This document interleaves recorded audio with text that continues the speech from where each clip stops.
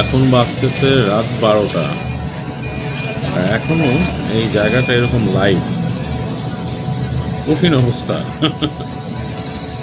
রাত 12টার সময় এত ভিড়, মনে হচ্ছে সন্ধ্যা 7টা বাজে, এরকম একটা অবস্থা। আর স্রোত অনেক মানে স্ট্রং হয়ে গেছে, আরো স্ট্রং স্রোতের সাথে করতেছে।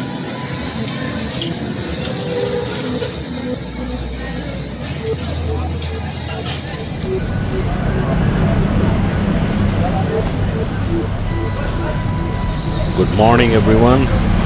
আজ পরের দিন সকাল, দাঁড়িয়ে আছি বারান্দায়, বেশ লাগছে রোদটা। দেখতে পাচ্ছেন আজকে কি ভয়ঙ্কর অবস্থা সাগরের,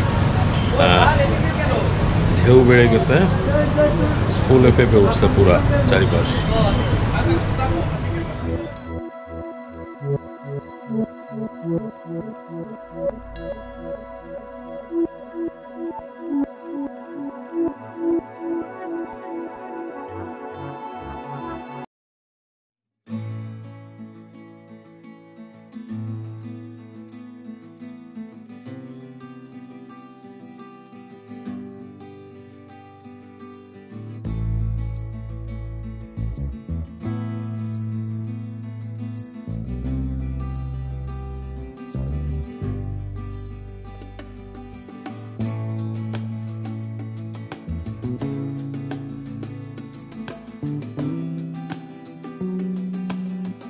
চলে আসছি ব্রেকফাস্টের জন্য।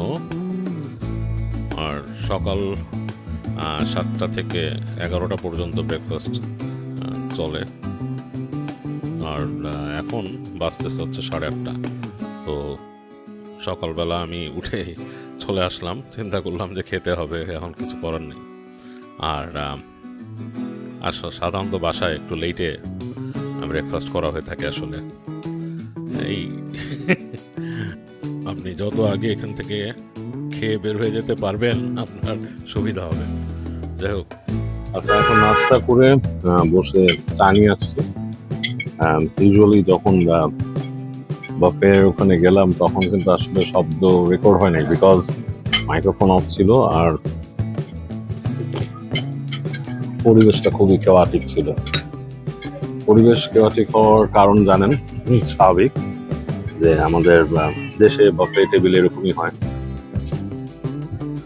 এটা একটা কমন জিনিস, এরকমই হয় যেখানে গিয়েছি আমি, এরকমই বাফে টেবিলটা এরকমই আমাদের, মানে যতগুলাই টেবিল থাকে সব জায়গা এই টেবিলগুলো ঘিরে যে মানুষ আসে বেশিরভাগই কেওয়াটিক একটা সিচুয়েশন তৈরি করে, যেন খাওয়া পালিয়ে যাচ্ছে এরকম একটা অবস্থা। যাই হোক, এর মাঝেই ব্রেকফাস্ট করা লাগবে, এই কারণে আমি আসলে ওইটা ওভার করলাম না। যাই হোক, tea, cup of tea, that's it.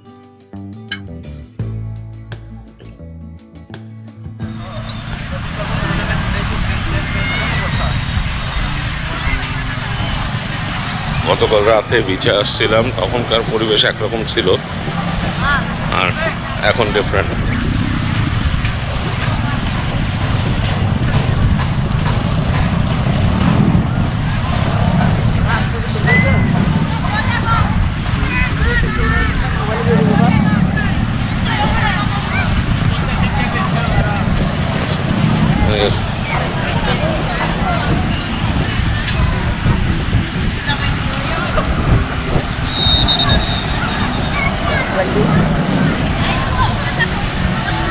একটা বড় সমস্যা হচ্ছে এইখানে এই মানুষের বদারেশন,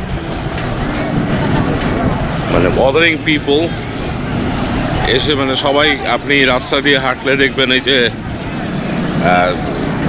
যেই অটোওয়ালা তারা আপনাকে বদার করবে, সে দেখতেছে যে আপনি এমনি হাঁটতেছেন, তারপরে এসে আপনাকে বদার করবে, একবারে জায়গায় দুইবার জিজ্ঞেস করবে আপনি কোথায় যাবেন, তাকিয়ে থাকবে আপনার সামনে, অটো থামায় দাঁড়ায় থাকবে, আপনাকে আপনার প্রাইভেসি হ্যাম্পার করবে। বিচের কাছে আসলে দেখবেন ফেরিওয়ালা অকারণেই আপনাকে জিজ্ঞেস করবে এটা নেন। মানে এগুলা আমাদের ঠিক করতে হবে। আমরা যদি এগুলো ঠিক করতে না পারি তাহলে কিন্তু জিনিসটা অন্যরকম একটা জায়গায় চলে যাবে, আমাদের দেশের রেপুটেশন। বিচের মধ্যে থাকতে হবে। দেখেন পানি কত দূর ছিল, পানি নেমে গেছে এখন। হ্যাঁ, পানি নেমে গিয়ে এদিকে পানি নেমে গিয়ে এখন এই অবস্থায় আছে।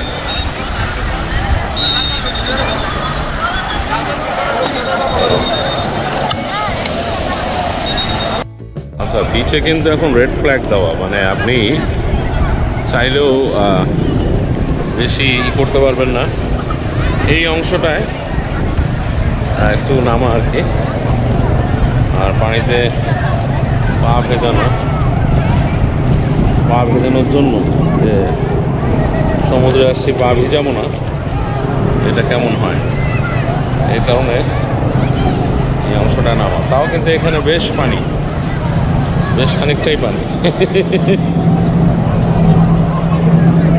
বেশ খানিকটাই পানি। এইসব জায়গা আজকে পানির নিচে ছিল যখন আমরা বারান্দা থেকে দেখছিলাম, তখন পানির নিচে। এটা অনেকটা হয়ে গেছে কেমন, অনেকটা লেগুনের মতো হয়ে গেছে।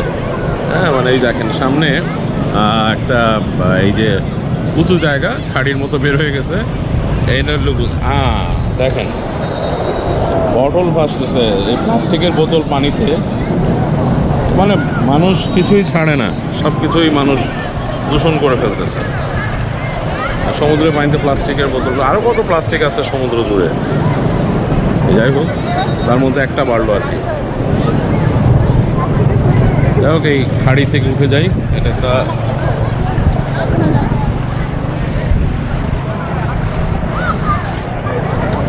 এই যেটা ছিল যে সমুদ্রে পা ডুবানো হয় নাই, সেটা করে ফেললাম। এই হচ্ছে রেড ফ্ল্যাগ। আচ্ছা, এইটাকে হেলাফেলা করার কিন্তু কোনো কারণ নাই, তাদের কাছে ওয়েদার আপডেট থাকে বলেই কিন্তু তারা এটা লাগায়।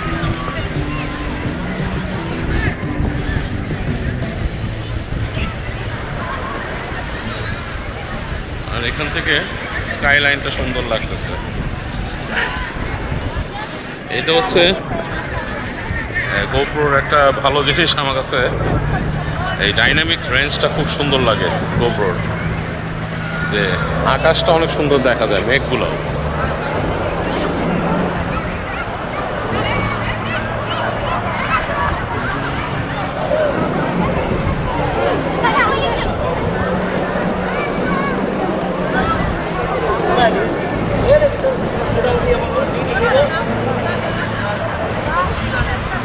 গতকাল তো সানসেট তুলতে পারছি, আজকে কিন্তু এই ভাগ্যটা হতো না। এই সানসেট তোলাটা ছিল একটা অন্যরকম ব্যাপার আমার জন্য, কারণ অতীতে অনেকবার ট্রাই করছি সূর্যাস্ত তোলার, সেটা বা এইখানে বা বিদেশে থাকতেও সানসেট টাইমে ওইভাবে তুলতে পারি নাই, গতকালকে যেভাবে আমি পারছি আর কি। আর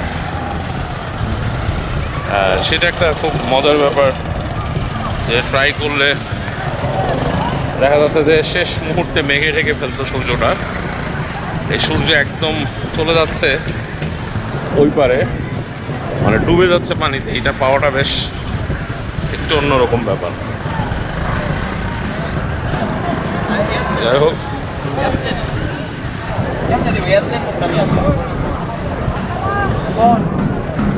দেখেন এই যে ছোট্ট টাট্টু ঘোড়া নিয়ে আসছে, টাট্টু ঘোড়া বিচে। আর এটা কিন্তু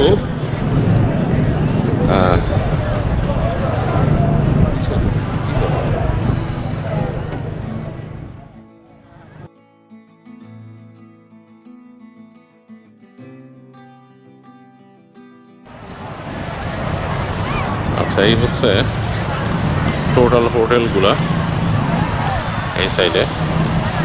বেশ মজা তো, সুপার ভিউ মোডে সব একসাথে চলে আসছে এখানে।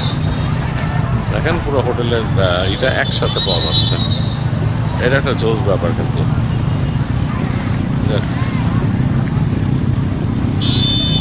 আর এই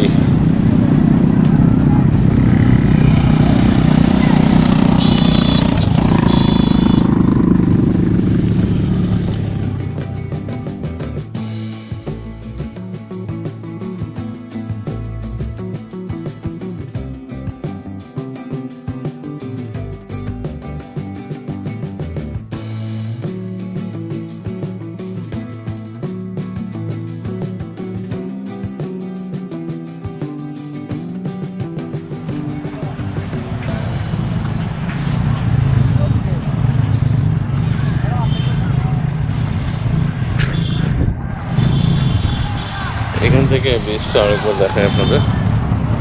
সন্ধ্যা চলে যাচ্ছে।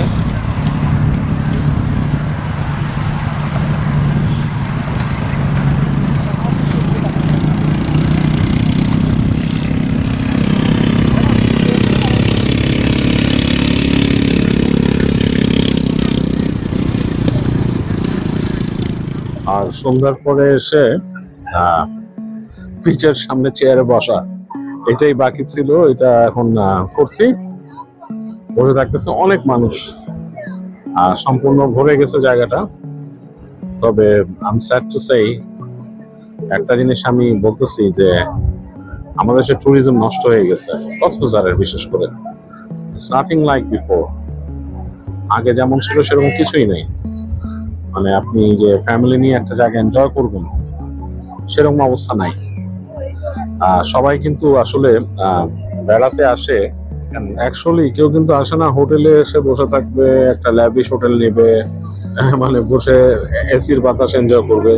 এরকম মানুষ কিন্তু এখানে কমিয়ে আসে। আমি জানি না সেটা কোনো ব্যাপার কিনা অনেকের কাছে, বাট এটার জন্য কিন্তু আসে না মানুষ। মানুষ আসে সমুদ্র দেখতে, এই ন্যাচারাল বিউটিটা দেখতে। ন্যাচারাল বিউটি কিন্তু এখন এখানে সমুদ্র আছে, আর সমুদ্রের পেরিফেরিতে যা আছে তা কিন্তু অনেক পরিবর্তিত।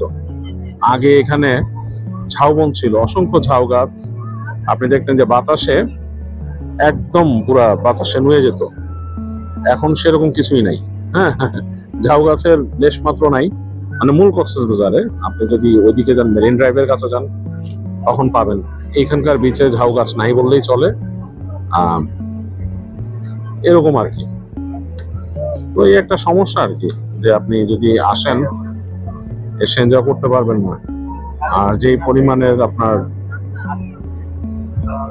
আপনি যা স্পেন্ড করবেন তা দিয়ে কিন্তু আপনি সহজেই আর সামান্য কিছু বেশি দিয়ে দেশের বাইরের কোন একটা জায়গাতে ঘুরে আসতে পারবেন। আর যেমন নেপালে যদি পাহাড় দেখতে চান, বা আশেপাশের কোনো কান্ট্রিতে মালদ্বীপে যেতে পারবেন। হ্যাঁ, মানে আরো বেশ কিছু খরচ করতে হবে, বাট স্টিল মানে আমাদের দেশের একটা সুন্দর জিনিস, অপার সম্ভাবনা ছিল যেটা বিকাশের, তা কিন্তু হলো না। আসলে আমাদের হয়তো ভাগ্যটাই এরকম, কিছু করার নাই। আসলে শুধু হোটেলে থাকাটাই কিন্তু এখানে আসার উদ্দেশ্য না, এরকম হয়ে যাচ্ছে। যারা অনেকেই কন্টেন্ট ক্রিয়েটররা কন্টেন্ট বানাচ্ছেন, হোটেলের উপর বানাচ্ছেন, এসে বিভিন্ন হোটেলের অ্যাডভার্টাইজ করছেন। তো হোটেলটা তো আসলে মূল বিষয় না।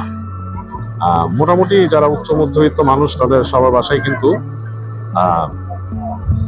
আপনার সেই কমোড, বিছানা, এয়ার কন্ডিশনিং এগুলো আছে সবারই। তো সেটা তো আসলে ব্যাপার না। মূল ব্যাপারটা হচ্ছে প্রকৃতি। মানুষ প্রকৃতি দেখতে আসে, ট্যুরিজম এনজয় করতে আসে, যে এখানকার যে এনভায়রনমেন্ট থাকবে সেগুলা। তো সেরকম কিছুই এখন অনেক অন্যরকম হয়ে গেছে।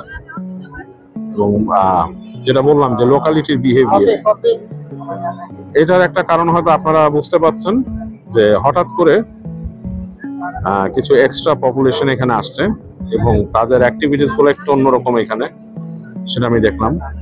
ওই যে বললাম যে উশৃঙ্খলতার ব্যাপারটা হয়তো ওখান থেকে অনেক বেশি আসছে, যেটা মনে হয়। তা আমরা সমুদ্র দেখি, হ্যাঁ, রাতের বেলা সমুদ্র কেমন লাগে এই আর কি। আচ্ছা, এখন আসছিলাম রামাদার নিচে যে কফি শপ, ওইটাতে somebody told me the coffee is good, but আমি কিন্তু সেরকম পরিবেশ দেখলাম না। তাদের কাউন্টারের মানুষও খুব যে প্রফেশনাল তা না। একটা ক্রেডিট কার্ড অপারেট করতে পারতেছিল না, সো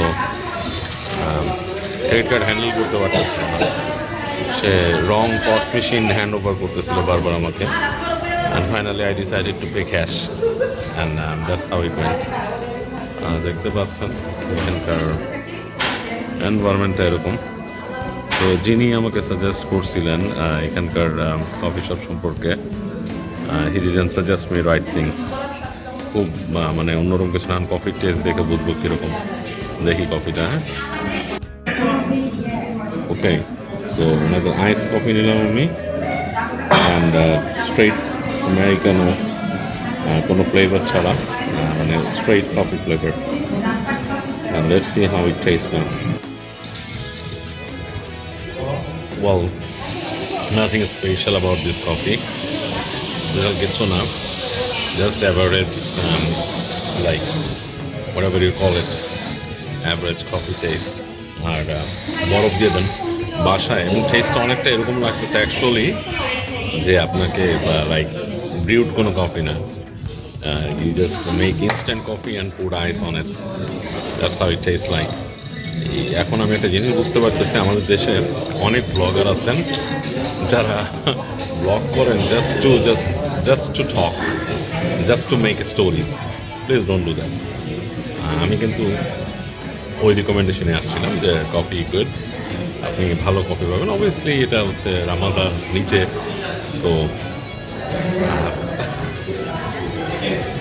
রামাদার নিচে বলেই যে এখানে ভালো কফি পাওয়া যাচ্ছে তা না। ভালো কফি আপনাকে বুঝতে হবে আসলে ভালো কফি কি। You have to know the difference.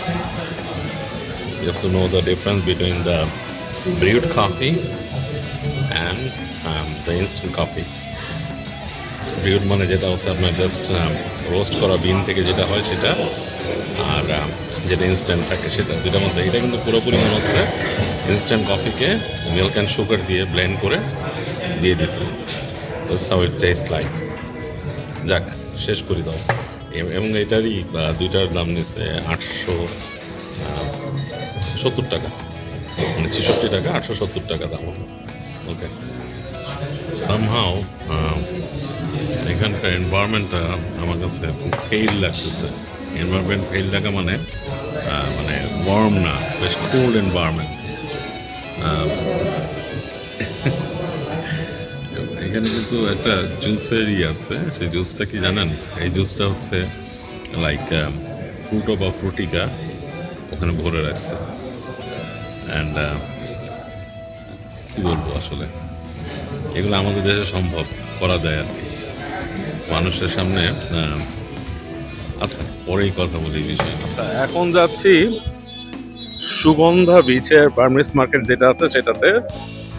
তো ওইখানে যাওয়ার কারণ হচ্ছে যে আমরা তো কলাতলির সামনেই, তো কলাতলি দেখতেছি সারাক্ষণ, এবং কলাতলিতে তো ঘোরাঘুরি হচ্ছে। এর পাশেও একটা মার্কেট ছিল, বার্মিজ মার্কেট, তো সেটাতে যাচ্ছি না, যাচ্ছি সুগন্ধাটায় একটু ডিফারেন্ট ভিউ নেওয়ার জন্য, এবং অ্যাকচুয়ালি নস্টালজিয়া যদি বলেন সেটার থেকেও, কারণ অনেক আগের স্মৃতি হচ্ছে সেই সুগন্ধা বিচের বার্মিজ মার্কেট এর সাথে, এই কারণে ওখানেই যাচ্ছি।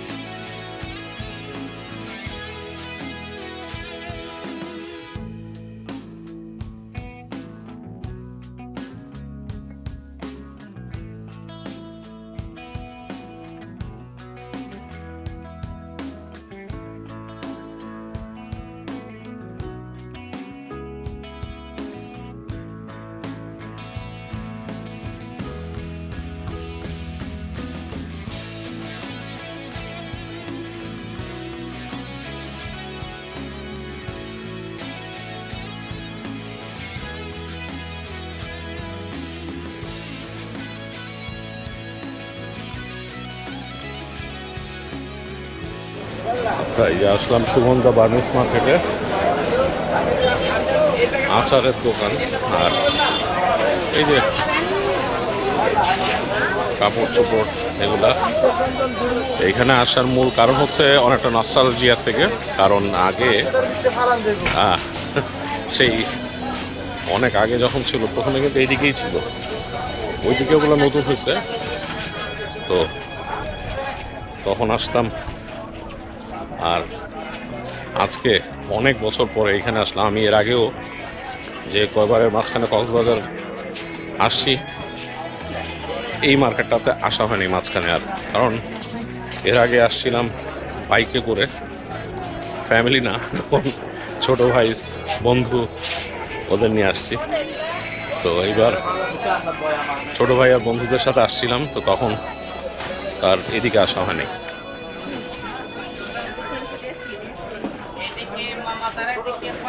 এই আর কি, এটাই শেষ মাথা আর কি মার্কেটে। একটা জিনিস কি, এই সেলস পার্সনগুলোর জন্যই কিন্তু এরা হারাবে, তাদের যে ঐতিহ্যটা হারাবে। একটা জিনিস খেয়াল করতেছি, অনেক মানে কি বলে বেয়াদব টাইপের ছেলে পেলে তারা ঘোরাফেরা করে এখানে, আর কাস্টমারের সাথে উল্টাপাল্টা বিহেভ করে। তো আপনি যদি একজন ব্যবসায়ী হন, আপনি আপনার ব্যবসার কথা আগে ভাববেন, নাকি আপনার সাথে সাঙ্গপাঙ্গ এদেরকে রাখবেন আশেপাশে? উদ্ভট ব্যবসার চিন্তা। আচ্ছা যাক, একটা দোকান একটু দেখি, দেখবে যা।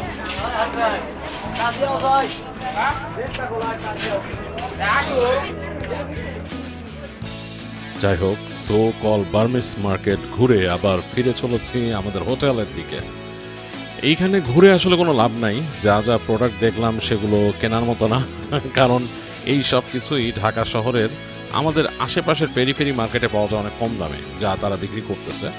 আর যেটা বললাম যে এই মার্কেটের দোকানের আশেপাশে, মানে বিশেষ করে শেষ মাথার দিকে দোকানের আশেপাশে কিছু উশৃঙ্খল ছেলেপেলে বসে আছে দোকানিদের সাথে, এবং দেখা যাচ্ছে যে তারা ওখান থেকে কমেন্ট করে, কথা বলে, এবং দোকানদাররাও আপনাকে একটু বোকা বোকা ভাবা শুরু করে কথা বলার সময়। তারা যখন নাকি দামাদামি করতে থাকে, they think you are out of towners. তো আউট অফ টাউনার মনে করার কারণে তাদের আচরণটা চেঞ্জ হয়ে যায় আপনার সাথে, যে আপনাকে কীভাবে মালা পরানো যায় আর কি, সেই বুদ্ধিতে থাকে। তো যাই হোক, এই ধরনের অভ্যাস আমাদের দেশের অনেক জায়গায় আছে। আসলে এটা আমি কিন্তু সবসময় নোটিস করছি, আপনি যখন আউট অফ টাউনার হন, মানে আপনি অন্য কোথাও যান, অন্য একটা জায়গায়, তখন অনেকে আপনাকে সেরকম ভাবা শুরু করে।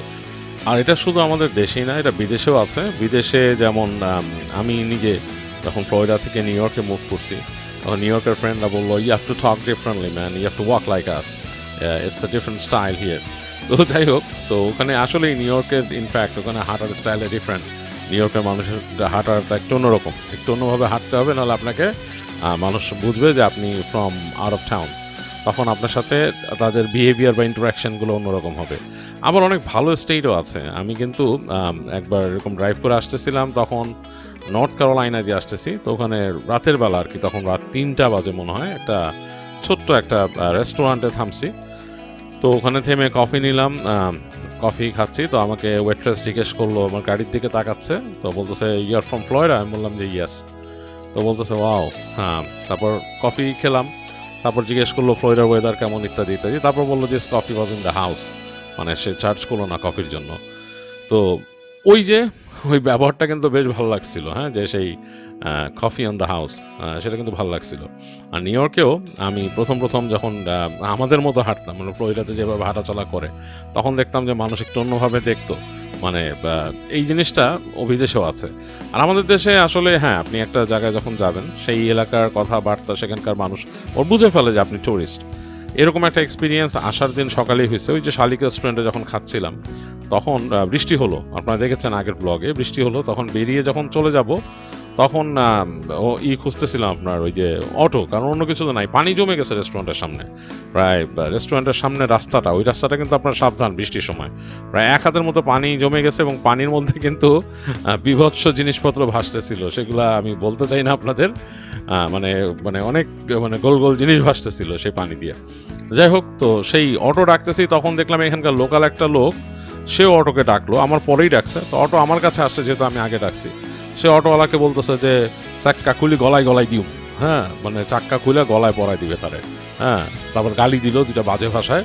তারপর বলতেছে টুরিস্ট দেখি যে তোর পাঙ্কা কথা ইয়ে না, তোর পাঙ্কা সিঁড়ি দিউম, আই এটা লোকাল ফোয়ারে না সিনোস, কানের তলে মারি কান ফাড়াই লাইও। তো আমি ভাই দেখলাম যে সিচুয়েশন বেগতিক। আমি বললাম ভাই আপনি ওরে নিয়ে নেন, আমি আস্তে করে হেঁটে অন্য আর একটা অটো খুঁজে নিলাম। এই হচ্ছে অবস্থা। এখন দ্বিতীয় দিন রাত, মানে আমাদের সেকেন্ড দিন কক্সবাজারে। আর ডিনার করতে আসছি। এই যে নিচে রেস্টুরেন্টটা অ্যালবার্টাস, ওখানেই আসছি। আর মানে ভালো লেগেছে, ওনাদের খাবার দাবারের কোয়ালিটি টেস্ট বেশ ভালো, এই কারণে আর দূরে কোথাও যাওয়া হয়নি। এবং এটা সারা রাতি খোলা থাকে, তো এখানে এসে জাস্ট নেমেই ডিনার করা যায়। আর খাবারের টেস্ট ভালো, তো সুতরাং why not? আরো কয়েকটা গিয়েছিলাম, যেমন সেদিন সকালে একটা গেলাম, তো যাওয়ার সাথে বেশ কঠিন অবস্থা হয়েছিল রাস্তায়, বৃষ্টি হয়েছিল, রাস্তায় পানি জমেছিল, সুতরাং এইসব হ্যাসেল রাতে নিতে ইচ্ছা করে না। যাই হোক, এখানে ডিনার করছি এবং চাইনিজ ফুড অর্ডার করেছি। ওরা বললো যে 20 মিনিট লাগবে আসতে, তো আসুক, খাবার আসুক, আবার রিভিউ দিব। দোয়া করবেন যেন সুস্থ মতো কাল বাসায় পৌঁছাতে পারি। যতক্ষণে আপনাদের কাছে ভিডিওটা পৌঁছাবে ততক্ষণে হয়তো আমি বাসায় চলে যাব। আর তারপরও এখন যেহেতু বলছি, এখন তো একদম ইনস্ট্যান্ট বলছি, তো সুতরাং দোয়া চেয়ে নিলাম। আবার আজকে নিয়েছিলাম হচ্ছে শ্রিম্প ফ্রাইড রাইস বা প্রন ফ্রাইড রাইস যেটা বলেন, মনে থাকে না, আর হচ্ছে চিলি বিফ অ্যান্ড অনিয়ন, এই দুইটা আইটেমই নিয়েছি। অ্যান্ড দেখি খাই, টেস্ট কিন্তু গতকালকে ভালো ছিল, আর খুব আজকেও ভালো লাগবে। খাবার নিয়ে নিলাম প্লেটে। আর একটা ব্যাপার হচ্ছে যে শুধু একটা কারি অ্যান্ড ফ্রাইড রাইস কেন, আর আইটেম আসলে আমার ইচ্ছা করছে না। মানে দুপুরে খেয়েছি, সকালে খেয়েছি, পেট অনেক বেশি ভরা হয়ে গেছে। এখন অনেকে জাস্ট দেখানোর জন্য খায়, আমি আপনাদের আগেও বলছি, দেখানোর জন্য খেতে আমি রাজি না। মানে it's nothing call show off business. আমি যেটা পছন্দ করছি সেটাই খাচ্ছি। এছাড়া একটা জিনিস নিতে পারতাম, ফ্রাইড রাইস এর সাথে ফ্রাইড চিকেন। ফ্রাইড চিকেনের মধ্যে ওই যে ধনিয়া জিরার একটা গন্ধ থাকে, মানে বেশিরভাগ জায়গায়, সুতরাং ওইটা আমার জন্য কমপ্লিট ওয়েস্ট হইতো। তো ওইটা যেটা বললাম যে ধনিয়া জিরা বলা ফ্রাইড চিকেন, সেটা আমি অর্ডার দিইনি। উনি সাজেস্ট করছিলেন আমাকে, যিনি এখানে ফুড সার্ভ করতেছেন, যে স্যার ফ্রাইড চিকেন নেবেন নাকি, তো আমি নেই। এই জাস্ট এটা দিয়ে হয়ে যাবে। মানে আমার যেটা ভালো লাগে সেটাই আমি খাই, সেটা হচ্ছে যেমন চিলি বিফটা সবসময় ভালো লাগে, আর তার সাথে এই তো ফ্রাইড রাইস আর স্প্রাইট, এটা একটু বেটার লাগে সবসময়। মানে এই ধরনের লাইম ড্রিঙ্কস গুলো, এটাকে লাইম ড্রিঙ্কস, লাইম সোডা বলে। লাইম সোডার মধ্যে স্প্রাইট বা 7 আপ, এই দুইটাই আসলে এখন পর্যন্ত আমি দেখছি যে একটা পরিপূরক আছে ফলে স্প্রাইট নিচ্ছে। এই জন্য লেটস সি আজকের ফ্রাইড রাইসটা কেমন লাগে। নেই ট্রাই করি।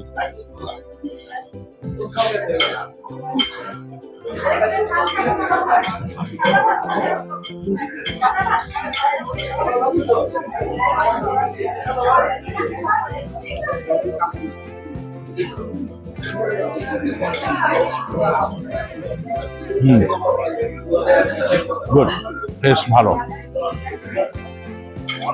যেরকম হওয়ার কথা আর কি। Fried rice, shrimp fried rice and chilli beef, টেস্টটা যেমন হওয়ার কথা সেরকম। It's delicious, tasty. I would recommend you. Okay? Hi, how's your story? What about that?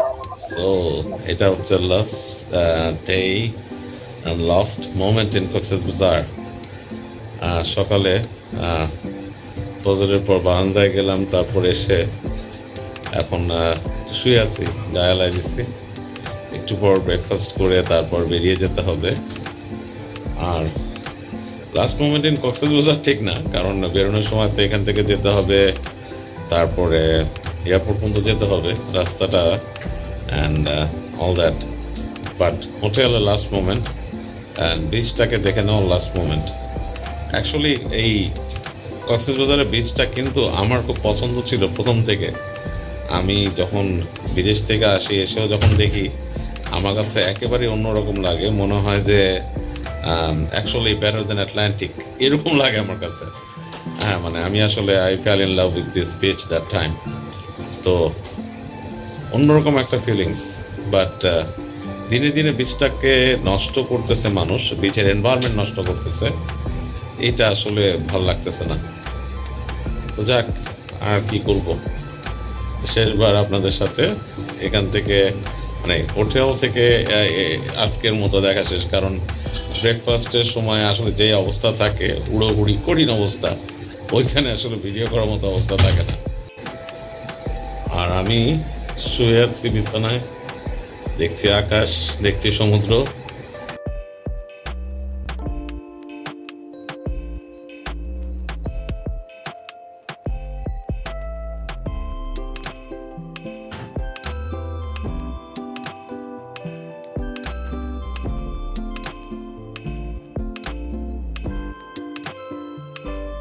বেশ লাগছে আমার কাছে, অসাধারণ। মেঘের রঙগুলা একেবারেই অন্যরকম।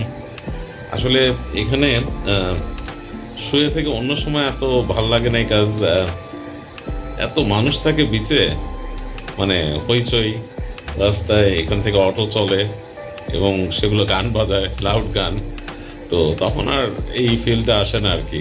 এখন এই সকালে, গতকাল সকালে টায়ার্ড থাকায় আসলে এরকম দেখতে পাই নাই। আজকে যাওয়ার দিন মনে হচ্ছে যে আসলে সময়টা আরেকটু আটকায় গেলে ভালো হতো মনে হয়। যখন কোনো জায়গা থেকে বিদায় নেই, দু একদিন থাকার পর মায়া পড়ে যেতে হয় জায়গাটার। যতই তখন বিরক্ত লাগুক, সব কি বলে যে মানে বাজে মুহূর্তগুলোও কিন্তু তখন স্মৃতিতে ভালো হয়ে ধরা দেয় পরে। এখন যতটাই একটু অন্যরকম লাগুক, বাট মনে থাকবে। সব কিছুরই একটা কি বলে, একটা নিজস্ব সৌন্দর্য আছে, খারাপ লাগারও একটা নিজস্ব সৌন্দর্য আছে। তো এটা যে যেভাবে দেখেন বা পারসিভ করেন তার উপর ডিপেন্ড করে। ওকে, তাহলে পরে দেখা হচ্ছে। এখন বসে আছি কক্সবাজার এয়ারপোর্টে, আর ফ্লাইটের জন্য ওয়েট করছি। নভোএয়ারে আসার কথা, আর ফ্লাইট ফার্স্টে নিয়েছিলাম 10:35-এ, পরে সেটা চেঞ্জ করে 12:35 হয়ে গেছে। তো একটু ওয়েট করতে হচ্ছে আমাকে, কিছু করার নাই।